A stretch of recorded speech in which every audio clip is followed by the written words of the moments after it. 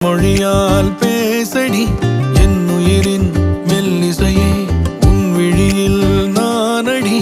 என் இரவின் பொன்னிலவே தோளில் சாய நாகரீகம் பார்ப்பதென்னமோ